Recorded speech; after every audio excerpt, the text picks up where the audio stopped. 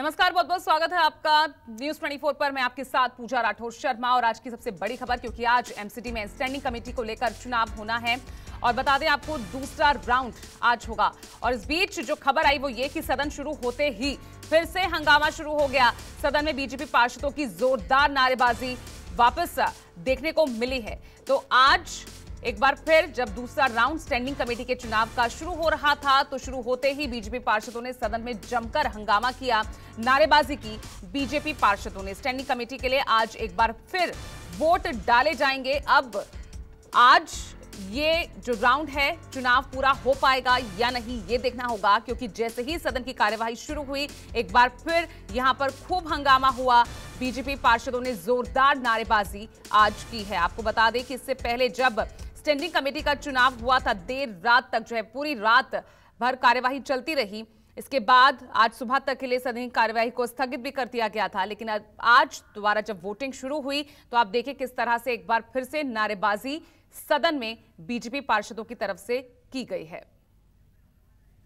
दिव्या अग्रवाल मेरे साथ जुड़ गई है, मेरी सहयोगी, ज्यादा जानकारी के साथ। दिव्या, आज एक बार फिर सदन की कार्यवाही शुरू होते ही जबरदस्त हंगामा देखने को मिला है।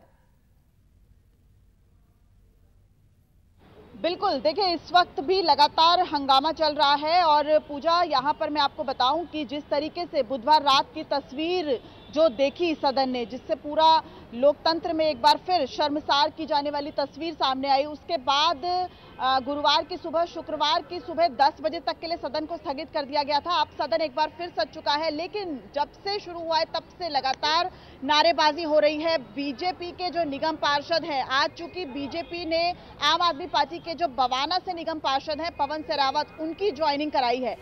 सबसे बड़ी बात यह है कि जो स्टैंडिंग कमेटी है उस पर कब्जा जमाना अब दोनों ही पार्टियों के लिए सबसे अहम बनता जा रहा है। बेशक जो मेयर होता है वो एमसीडी में प्रमुख होता है, लेकिन अगर बात की जाए वित्त मंत्रालय की तो कहीं ना कहीं स्टैंडिंग कमेटी को वित्त मंत्रालय भी माना जाता है। अहम योजना की बात की जाए, अहम फैसलों की बात की जाए तो इस स्टैंडिंग कमेटी से ही मोहर लगती है। और यही वजह है कि स्टैंडिंग कमेटी के 6 सदस्यों का जो चुनाव है उसमें इस तरह की रसाकसी आम आदमी पार्टी और बीजेपी दोनों की तरफ से हो रही है, क्योंकि दोनों ही पार्टियां चाहती हैं कि ज्यादा से ज्यादा सदस्य उनके चुन के आए। 4 उम्मीदवारों को आम आदमी पार्टी ने खड़ा किया है, वहीं 3 उम्मीदवारों को बीजेपी ने खड़ा किया है। बीजेपी कहीं ना कहीं जिस तरीके से आम आदमी पार्टी के आज बवाना से जो निगम पार्षद पवन सेहरावत है उनके आने के बाद बीजेपी आश्वस्त नजर आ रही है, क्योंकि सारा खेल नंबर का है और प्राथमिकता के आधार पर स्टैंडिंग कमेटी के सदस्यों का चुनाव होता है। अगर बात की जाए 250 निगम पार्षद हैं, लेकिन 250 में से लगभग जो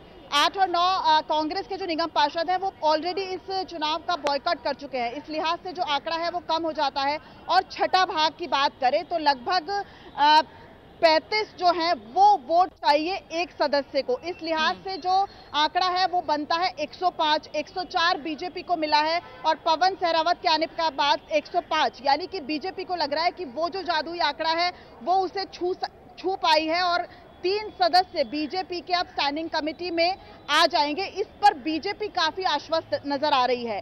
हालांकि यहाँ पे मैं आपको बताऊं अभी थोड़ी ही देर में कार्रवाई शुरू होगी और सबसे बड़ा हंगामे की वजह बनेगी, क्योंकि जिस तरीके से दिल्ली की मेयर शैली ओबरॉय ने कहा था कि जैसे ही सदन की कार्रवाई शुरू होगी सबसे पहले कार्रवाई की जाएगी उन निगम पार्षदों पे जिन्होंने हल्ला हंगामा किया था, हाथापाई की थी, तोड़फोड़ की थी सदन में। उसमें निगम पार्षद बीजेपी की रेखा गुप्ता का नाम था, साथ ही साथ जो पीतमपुरा से निगम पार्षद है अमित नागपाल बीजेपी के, उनका नाम था। और जैसे ही शैली ओबरॉय पीठासीन अधिकारी की चेयर पे बैठेंगी सबसे पहले माना जा रहा है कि जो कार्रवाई है वो की जाएगी। और जब कार्रवाई की बात आएगी तो कहीं ना कहीं बीजेपी इस पर जोरदार हंगामा करेगी, क्योंकि बीजेपी का ये कहना है कि देखना होगा आगे क्या कुछ तस्वीरें सामने आएगी। आप बने रहिएगा, आगे भी आपसे इस पर अपडेट्स लेते रहेंगे। फिलहाल नमस्कार, मैं हूं मानक गुप्ता।